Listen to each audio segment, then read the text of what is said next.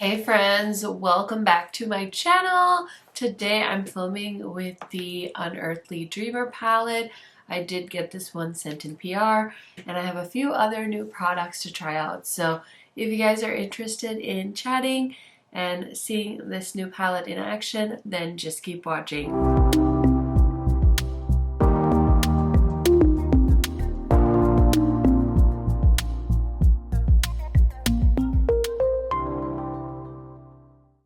If you guys are new to my channel, welcome. My name is KARENHARRIS. I like to film tan girl friendly makeup videos here on YouTube. I do post quite often, so I highly recommend subscribing, turning on that bell so you're notified every time I post. And without further blabbering, let's get into it. Okay, so I do have my base on. I've been using a combination that has been in my collection for quite some time. This is the Huda Beauty Stick Foundation. Feels like forever, but I've been trying to use this a little bit more. I'm actually pretty close to like finishing it up, which like that would be a good goal for 2024, right? So yeah, this is an oldie but a goodie. And then Kulfi concealer that I've been recently rediscovering, so that's been fun. That's what's on my face, and then of course I prime my eyes. So I do have the Dreamer palette with me. You guys, I ended up getting this one in PR. Thank you to Unearthly for sending it my way. I do have some close-ups and swatches as well. But let me tell you the regret I feel for not getting the box set. So yeah, I'm kind of sad because I was like, oh, I don't need the box set. I'm just gonna get the palette because I am trying really hard not to buy lip products and not to buy highlighters and stuff like that. So I said no to the box set and ended up not getting it. So then I was like, when they got the inventory, and I'm like, should I buy it and get the eyeshadow palette for a giveaway, like the extra eyeshadow palette? Because this one Unearthly sent me, so I didn't have to pay for it, but if I wanted the box set, I'd have to buy it. And I was like, Karen, you're telling yourself no lip products, no face products. Like, how are you helping yourself by buying it? But I haven't seen any of the videos because I wanted this to be my own thoughts first. But I feel like I'm already regretting not buying the entire box. So there's that. But I wonder if they'll come out with more boxes. Anyway, I'm taking the shade Slumber on my favorite Unearthly brush. I haven't done this outer corner look in a while, and I was watching, I think, some old reels, and I was like, oh my gosh, I miss doing my eyes like that. So that's what we're doing. But I wanted to talk to you guys. Listen, I usually don't talk about like commentary type stuff, but I feel like there's some interesting things that have happened in the last few weeks, so I wanted to chat about it. Okay, so I'm going to go into the shade called Soothe, and I'm going to put that on the inner corner and bring it to the outer corner. Anyway, I feel like the interesting things I've been hearing about in the beauty community, I watch the show Do We Know Them? And it's basically a old school approach to YouTube, I feel like, and like the beauty community, but it's run by two kind of, I think they're best friends, Lily and Jessie Smiles. I never watched Jessie Smiles on Vine, but she was, I guess, really big on Vine, and she's good friends with Kathleen Lights, so that's how I kind of have heard about her. But there's another creator I follow named Chelsea CC Suarez, and she makes a lot of anti-MLM commentary. And anyway, that's how I found the Do We Know Them podcast. So if you haven't seen it, it's pretty good. Obviously, it's their opinion, so you know, if you find stuff you disagree on, that's fine, right? We're all able to have adult conversations. Anyway, I really like them. But they were covering this situation with Michaela, so I don't really know how to do like a lot of fancy editing, but I will link their YouTube channel down below, and maybe specifically the video that they talk about the situation with Michaela. So I guess it's being called Bronzergate, but basically my understanding is that there is a small business owner that owns like a self-tanning. I think that's what it's called, a self-tanner company, and basically it's like a custom tan, so they offer like matching based on your eye color, hair color, and like undertone. I don't self-tan, so I don't really know how all that works. But anyway, all of that to say, I guess this bigger company started ripping off their concept, saying that they were offering custom tan based on a little quiz. So then this brand owner decided that they should DM Michaela or something and ask her to review their tanner. Okay, let's figure out what color we want to put on our eyes next, by the way. Okay, I want to play with like some lighter shades. So I'm going to use the shade called Tranquil on the lid and then maybe Imaginary on the inner corner. Let's see how it goes. I'm going to do that while I talk about this. So anyway, this person somehow got Michaela's attention, and Michaela actually said, oh, I actually already have your tanner. I was going to review it, blah, blah, blah, blah. And so she had said to this brand owner, like, I'm gonna talk about your tanner in the next day or something, like I'm gonna post about it. Anyway, it turns into this whole thing because I guess Michaela had used their tanner or some other tanner. Anyway, he claimed that that wasn't his tanner, and you know, he wanted to give Michaela some tips and stuff and all of the things. So there's like a whole tanner incident with this self tanner, and they were saying that it looked really orange on her, and they weren't even sure if it was their tanner. Anyway, Michaela said she doesn't do a lot of self tanning, so she wasn't really ready to review it, and sorry it took so long. Okay, I'm gonna go in with the shade Muse. This is like a matte shade, and I'm just running that on the crease as well, just to add a little bit more color. Anyway, it's like a whole thing, and basically she had told this owner of this small indie brand, self-tanner brand, that she was going to post a video. And so the business owner, remembering that Michaela had said in the past that she doesn't really love to review indie brands anymore because they get so overwhelmed every time she mentions it, and then people have a crappy customer service experience. So she's not going to review indie brands because it's, you know, kind of a mess for everyone, which I totally get Michaela's point of view. So the owner decided to take out like a Shopify loan. I guess Shopify, like if you have a website through them, they offer like, I'm guessing like business loans. And so this person was like, let me get my ducks in a row. She's going to post this video. I want to be prepared. So they took out a Shopify loan and bumped up their inventory so that they had lots and lots of inventory. So that when Michaela mentioned it and people like flooded their website, then they would be prepared. Which I think, you know, kudos to them. Taking initiative, always important.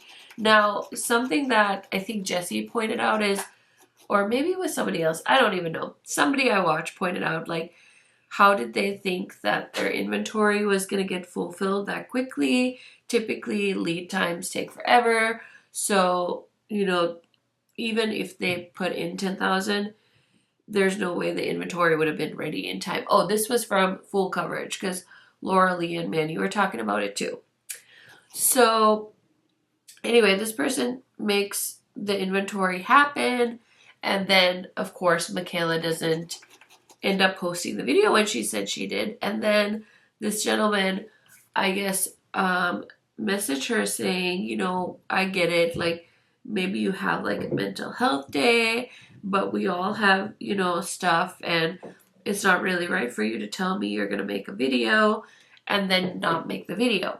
So I guess then Michaela responded saying that she should have never told him a date that they were going to make the video, but that's kind of where her kind of involvement like ended, that she shouldn't be really held accountable for his, bad business decisions, and it shouldn't be her responsibility to make his brand successful. I feel like typically with TikTok, it just seems like there is so much drama. I don't really go on there. Like I said, I have like secondhand information from other YouTubers that I watched that were covering this, but I just thought it was really interesting to talk about because I have been on the YouTube space for so long, and I actually feel like for the most part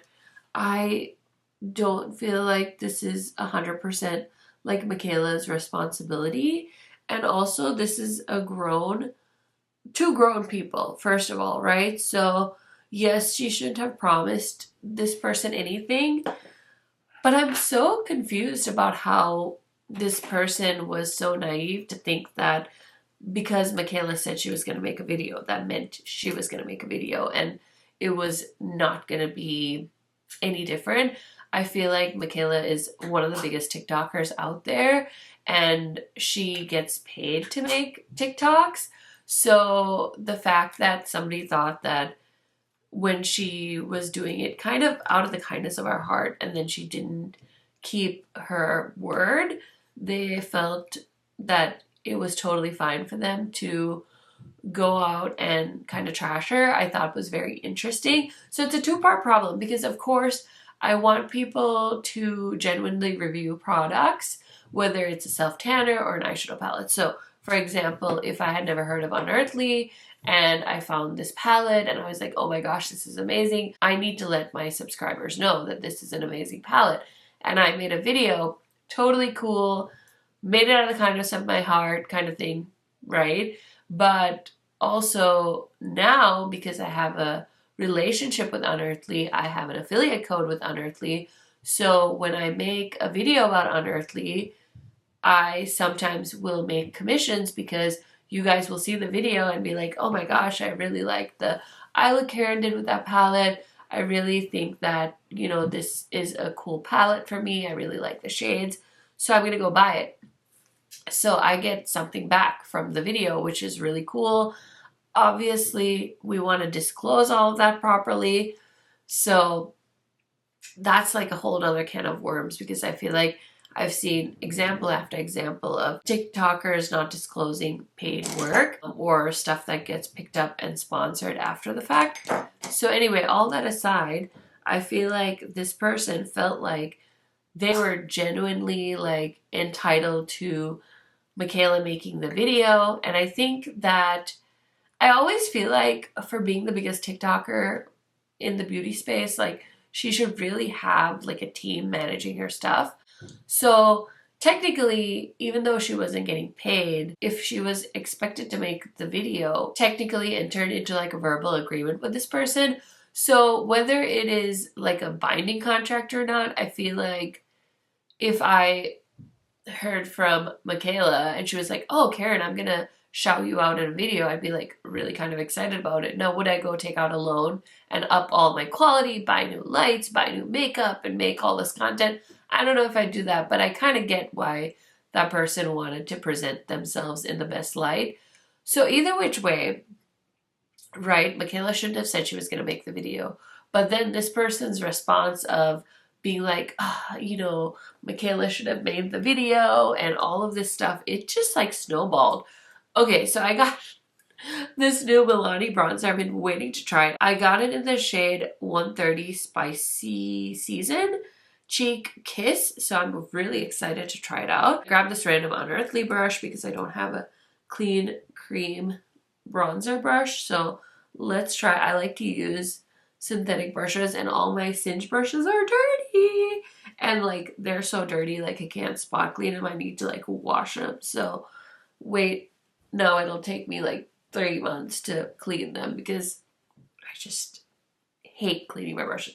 Anyway, so this person is just like so mad at Michaela, like making videos saying, oh, Michaela cost my brand $10,000. And I feel like, I'm not the one to stand on any kind of pedestal or put any of these TikTokers on a pedestal, but I feel like it was a major miscommunication. I really hope that Michaela learns from this incident and doesn't promise people videos unless she has a contract. And I do think that she deserves to get paid. If this person is thinking that their brand's gonna blow up and they're gonna make a ton of money, then I think that influencers do deserve to get paid. Unless it's like something she randomly found and she wanted to talk about it, that's great. But the expectation, the entitlement of the brand owner was a little too much for me. So I want to know what you guys think about it, because I was just like kind of shocked that I was feeling a little bit sorry for Michaela. It usually does not happen. I just got this Natasha Denona Berry Cheek Trio. I've worn it once already, but I want to try this Tinted Glow Cream blush. This was very pigmented when I first tried it, so I'm going to take it a little bit easy. Really like how that bronzer worked out for me, which I was kind of expecting it to work out well because I typically have good luck with Milani stuff, but I didn't get to try this middle shade. I ended up having to layer it on top of this one, which was very, very pigmented, so this is my first time trying it. This one looks a little bit more red. The shade over here is definitely more berry tone. So anyway, I just wanted to try this out again because I've only used it once. So this is my second time trying. And the highlighter was super pretty. So let's go ahead and throw that on as well. So anyway, I'm just dying to know, as somebody who doesn't always agree with how Michaela operates, what do you guys think about this situation? I personally think that both parties were wrong.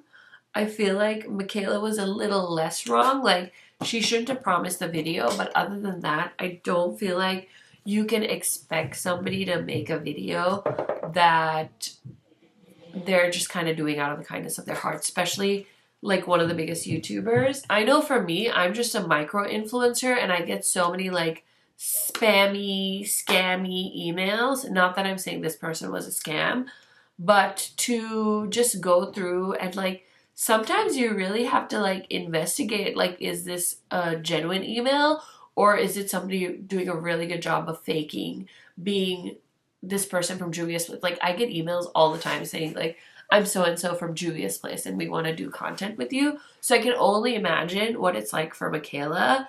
And I feel like the entitlement on TikTok is so rampant and everybody thinks that they're an influencer and a business owner and all of these things, and not realizing maybe that there's a lot that goes on behind the scenes to making content. So I just feel like they shouldn't have expected Michaela to make a video unless they had like a contract signed, because she is the biggest TikToker influencer. So yeah, I feel like it was a big miscommunication and hopefully they both learned from it.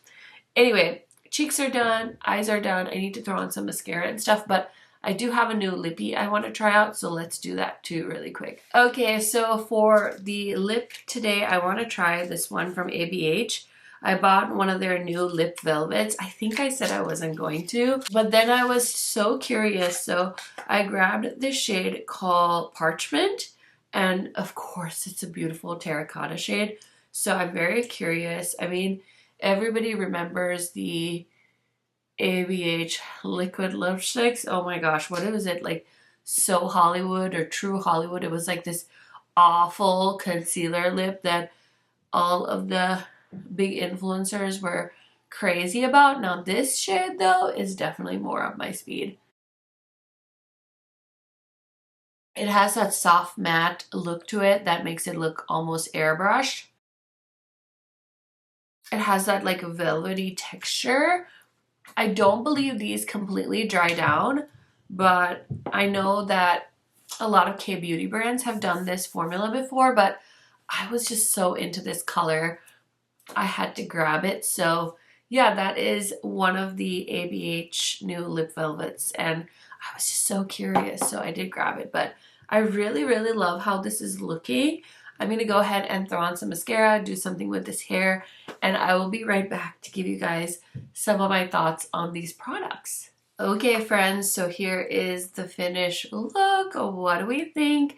Definitely share your thoughts down below. Now, as far as my thoughts on Bronzergate, I would love to hear what your thoughts are because it's kind of fun to chat about this stuff, and I don't really have friends in real life in my town that care about any of this stuff. So definitely let me know what you think. Do you think that Michaela was 100% in the wrong? Do you feel like the brand owner is in the wrong? Do you feel like they're both kind of in the wrong?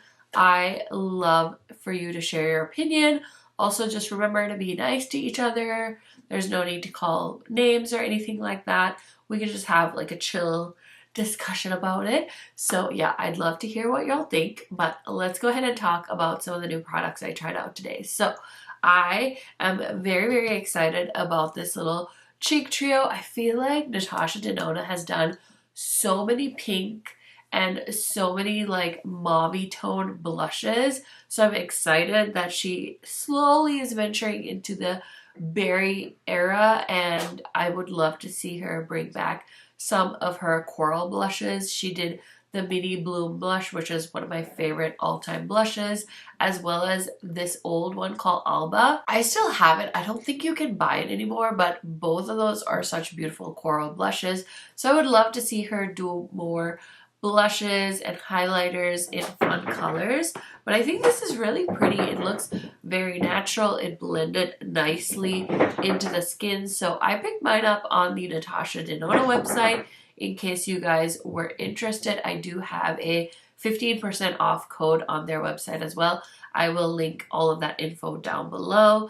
As far as the Milani bronzer, of course, I need to try it some more, but I think this is a beautiful shade and I am excited to continue trying it. I feel like it blended pretty nicely and it didn't create any harshness, and I think this is a good shade for me. So of course I need to try it some more, but Milani is one of those brands I feel like at the drugstore that is consistently good. They also have cream blushes like this that have been fantastic. I don't think they've done any highlighters, but I will definitely be waiting to see if they do some cream highlighters like that. And then, of course, before we talk about the eyeshadow palette, let's go ahead and talk about this lip velvet from ABH. I kind of clowned this saying like, oh, a lip velvet, so revolutionary, because I think Norvina was on their Instagram saying like how this is like a revolutionary formula, and I'm like, is it though? Is it though? Because I feel like Asian brands have been doing this type of product for quite some while, especially Kaleidos. If you guys have tried their liquid lipsticks, it's this like velvety matte formula, so I feel like it's been done before, but I couldn't say no to this shade. And if you guys have watched my channel for some time, you would know exactly why that is. Last but certainly not least is the beautiful Dreamer palette. Like I said, I 100% regret not getting the set because the lippies, the highlighters look absolutely stunning, but that is the thing with the Unearthly box sets. Like if you don't get it, you can't get the products individually. They finally started selling the palettes individually. At least you're not going to miss out on those, but if you wanted any of the other products, they are exclusive to the box, and I believe the box is sold out now, so that's kind of a bummer. But I had so much fun playing with this and putting this look together. I really want to play with like this section right here because it has like some beautiful grays, and then this is like a holographic eyeshadow, so definitely need to try that formula from Unearthly. But I have been loving this format that they've been putting out, these rectangular palettes. I also love the smaller pans. I think the formula is the best they've ever done, and honestly, I really, really hope that we see more eyeshadow palettes from Unearthly because I feel like the owner is such a genius when it comes to how she creates her color stories, and I feel like she's been doing a lot of very like approachable color stories, so I'm really, really excited. I would love for her to do Dead of Night again, like redo that one, because I love that color story, and I feel like that in this rectangular format is going to be like chef's kiss. Like potentially could be my favorite Unearthly palette of all time. So yeah, just putting that out there to the universe, but I had a lot of fun with this palette. If you've been contemplating it, I say get it if you like the color story. It's so, so beautiful. So those are some of my thoughts on the new makeup that I had picked up, and I just wanted to chat about Bronzergate. So let me know your thoughts. Let me know if you were interested in any of the products I tried out today. Let me know if you've tried them. You guys know I love chatting to you in the comments, and I will see you in another video very, very soon. Bye, friends!